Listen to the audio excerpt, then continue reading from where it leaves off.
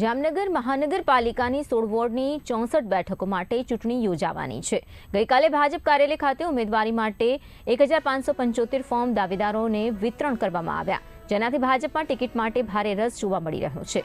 શહેર ભાજપ અધ્યક્ષ બીના કોઠારી અને સંગઠનની ટીમ દ્વારા સમગ્ર પ્રક્રિયા પર નજર રાખવામાં આવી રહી છે।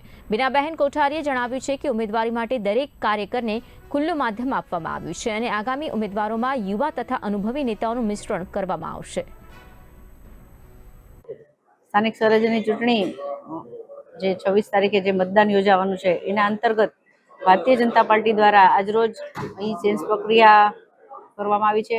જામનગર મહાનગરના ઉમેદવારો નક્કી કરવા માટે અહીં જામનગરમાં ભાજપ કાર્યાલય ખાતે અને ફ્રેન્ડ્સ હોલ ખાતે 2 તબક્કામાં આ સેન્સ પ્રક્રિયા આજરોજ ચાલુ છે। કુલ 1575 જેટલા ફોર્મ આવ્યા છે, જેમણે દાવેદારી કરી છે।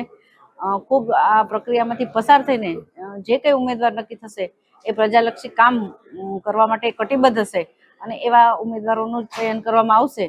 અને અમારા બોર્ડના પ્રવાસ દરમિયાન પણ ખૂબ સારો પ્રતિસાદ ભારતીય જનતા પાર્ટીને મળ્યો છે અને જે રીતે 1575 લોકો ઈચ્છુક છે ભારતીય જનતા પાર્ટીના નગરસેવક બનવા માટે, એટલે ખૂબ મોટી લોકચાહના ભારતીય જનતા પાર્ટીની જામનગર ખાતે છે અને છેલ્લા 30 વર્ષથી ભારતીય જનતા પાર્ટી લોકોની સેવા કરતી આવી છે, એના વચ્ચે પણ રહી છે અને એ વિશ્વાસ અંતર્ગત જ ખૂબ મોટા પ્રમાણમાં લોકોએ દાવેદારી નોંધાવી છે। આશા છે કે આવનારા સમયમાં પણ જામનગરની જનતા ભારતીય જનતા પાર્ટી સાથે રહેશે।